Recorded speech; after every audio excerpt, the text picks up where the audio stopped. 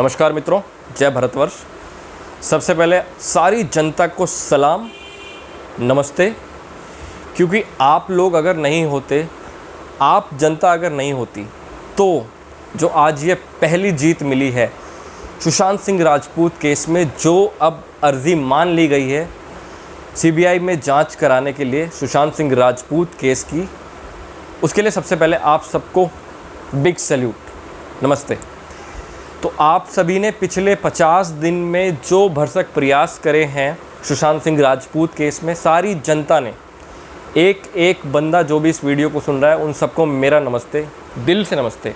क्योंकि आपने बहुत मेहनत की है, आपने एक ऐसे केस में जान डाली है जिस केस में कहीं ना कहीं सुसाइडल एंगल देकर, कहीं ना कहीं नेपोटिज्म का एंगल देकर जिसको दबा दिया जाता है या दबा दिया जा रहा था। और आप लोग असली जो दिल से मतलब धन्यवाद के हकदार हैं, मेरे सभी के, सुशांत की फैमिली के, पूरे देश के।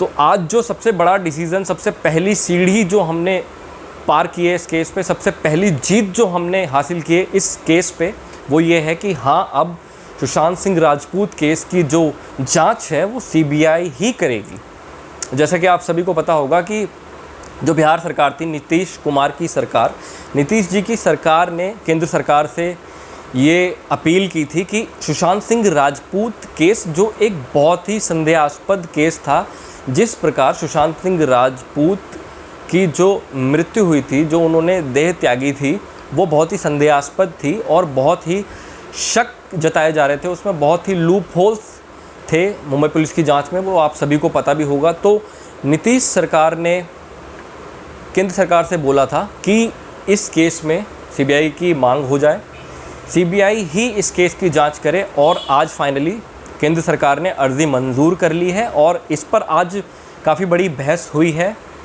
तो इसमें सुप्रीम कोर्ट में जो आज बहस हुई है, उसमें जो सॉलिसिटर जनरल हैं सुप्रीम कोर्ट के, तुषार मेहता जी ने ये साफ कर दिया है कि हाँ, अब इस केस में सीबीआई जांच ही होगी, सीबीआई जांच होकर रहेगी। तुषार मेहता जी ने, सॉलिसिटर जनरल जो हैं, उन्होंने सबसे पहले तो जो मुंबई पुलिस है और जो महाराष्ट्र प्रशासन है उसकी फटकार लगाई है।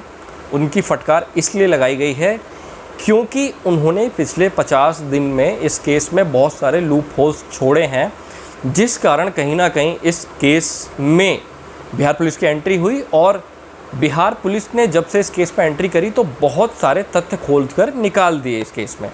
उसके बाद एक जो प्रकरण मुंबई पुलिस ने, बीएमसी ने, महाराष्ट्र सरकार ने किया था, आईपीएस विनय तिवारी जी को जो ज़बरदस्ती क्वारंटाइन कर दिया था, इसके ऊपर महाराष्ट्र प्रशासन की बहुत ज़बरदस्त फटकार लगाई है सॉलिसिटर जनरल ने। और फटकार लगाने के बाद काफ़ी कुछ चीज़ें महाराष्ट्र प्रशासन को और पुलिस को समझ में आ गई होंगी अब क्या है क्या नहीं। हालांकि महाराष्ट्र प्रशासन ने ये सुप्रीम कोर्ट में ये भी कहा कि जो उनका वकील है महाराष्ट्र प्रशासन का, उसने कहा कि जो केस है सुशांत सिंह राजपूत का, इस केस में जो जांच है सीआरपीसी के अंतर्गत, ये जांच का हक केवल मुंबई पुलिस का होता है। अब सबसे बड़ी सोचने वाली बात यह है, भाई क्यों, अगर किसी को न्याय दिलाने के लिए सीबीआई की मांग की जा रही है तो करने दो ना। उसमें फिर ये चीज़ नहीं आनी चाहिए कि इसमें मुंबई पुलिस ही जांच करेगी या ये करेगा या वो करेगा। इसमें अगर अर्ज़ी मान ली गई है, सुप्रीम कोर्ट इसकी जांच करेगा, तो आपको खुशी जतानी चाहिए इसमें, बजाय कि इसमें सवाल उठाने के। तो सॉलिसिटर जनरल बहुत ज़्यादा बिफरे हुए नज़र आए इस प्रकरण से, जो विनय तिवारी जी को, जो कि अपना काम करने के लिए मुस्तैदी से इस केस की जांच करने के लिए मुंबई आए थे, उनकी जो ज़बरदस्ती उनको क्वारंटाइन कर दिया गया था, इस पर सॉलिसिटर जनरल ने ज़बरदस्त फटकार लगाई है मुंबई पुलिस, बीएमसी और महाराष्ट्र प्रशासन को। इसके बाद जो आपके रिया चक्रवर्ती हैं, रिया चक्रवर्ती के जो वकील हैं श्याम दीवान ने सुप्रीम कोर्ट में रिया चक्रवर्ती के लिए ये कहा कि रिया चक्रवर्ती को थोड़ी सी रियायत दे दी जाए, थोड़ी छूट दे दी जाए, उन्हें अरेस्ट ऐसे ना किया जाए, अरेस्ट की प्रक्रिया ऐसे ना की जाए। इस पर भी श्याम दीवान की कहीं ना कहीं फटकार लगी और सुप्रीम कोर्ट ने इस पर मना कर दिया। सुप्रीम कोर्ट ने किसी भी प्रकार की छूट देने के लिए इस पर साफ मना कर दिया है। तो फाइनली अब जो इसमें साक्ष्य निकल कर आएंगे, जो चीज़ें निकल कर आएंगी उसके अनुसार, जैसे कि डीजीपी पहले ही बता चुके थे कि वो कहीं ना कहीं रिया को अरेस्ट करने की प्रक्रिया चालू कर सकते हैं, शुरू कर सकते हैं, तो वो भी हो सकती है। इसी सारे प्रकरण को देखते हुए, सारी चीज़ों को देखते हुए जो सुप्रीम कोर्ट है, सुप्रीम कोर्ट ने अब फाइनली अल्टीमेटम एक दे दिया है, जिसमें तीनों पार्टियों से, दैट मीन्स आपकी बिहार पुलिस, दैट मीन्स आपकी मुंबई पुलिस और जो महाराष्ट्र प्रशासन है, उससे 3 दिन के अंदर अंदर पूरी जांच की रिपोर्ट सबमिट करने को बोली है। जो 50 दिनों में जांच हुई है उस सारी प्रकरण की, उस सारी जांच की रिपोर्ट सुप्रीम कोर्ट में देने को बोला है। और अगले हफ्ते से मोस्ट प्रोबेबली इस लड़ाई की शुरुआत हो जाएगी सुप्रीम कोर्ट में। तो ये बहुत बड़ी जीत है। सुप्रीम कोर्ट में फाइनली अब केस जाएगा और इस केस की सुनवाई सुप्रीम कोर्ट में होगी। और मैं तो काफ़ी टाइम से कह रहा था कि सीबीआई जांच इसकी होकर रहेगी। इश्करन भी ये चीज़ कह रहे थे कि सुप्रीम कोर्ट में इस केस की जांच होकर रहेगी, क्योंकि काफ़ी सारे ऐसे लूप होल्स जो इस केस में निकल कर आए थे।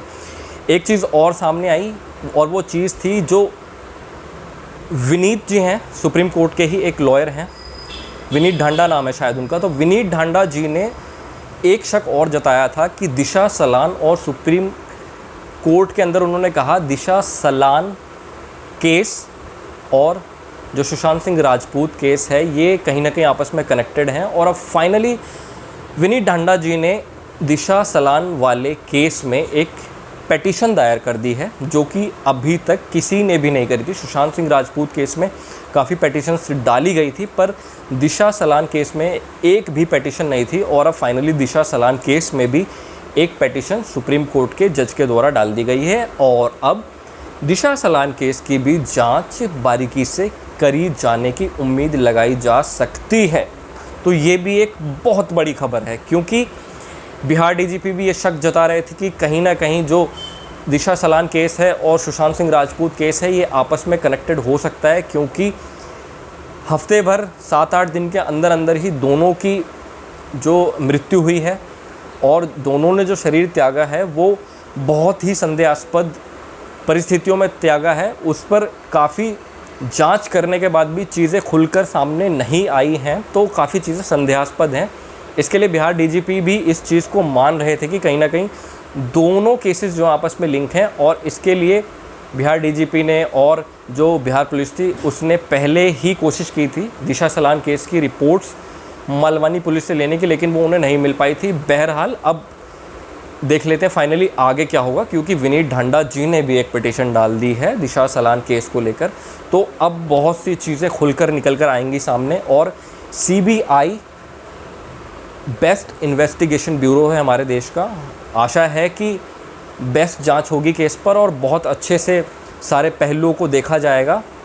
सारे केस में जितने भी लूप होल्स हैं उन सब को देखा जाएगा। जितने लूप होल्स निकल कर आए थे उन सब को बारीकी से देखकर आगे जांच की जाएगी। और विकास सिंह जो हैं, सुशांत सिंह राजपूत के पिता के जो वकील हैं, उन्होंने इस पर काफ़ी खुशी जताई है जो फाइनली अब केस सीबीआई को सौंप दिया गया है। तो यही सारी खबरें थी आज की, जो है सुशांत सिंह राजपूत केस को लेकर सुप्रीम कोर्ट में अब केस जाएगा और अगले हफ्ते से इस केस की सुनवाई होगी। 3 दिन के अंदर अंदर तीनों पार्टियों को अपनी जो जांच की रिपोर्ट है पिछले 50 दिन में जो भी जांच हुई है इस प्रकरण को लेकर, इस केस को लेकर, सुप्रीम कोर्ट में उसकी जांच की जो रिपोर्ट है वो सौंपनी है। तो बड़ी खबर, केंद्र सरकार ने अर्जी मानी बिहार सरकार की सुशांत सिंह राजपूत केस में सीबीआई को इन्वॉल्व करने की, और अब फाइनली सुप्रीम कोर्ट ने भी इसको मान लिया है और अब इस पर सीबीआई जांच करेगी।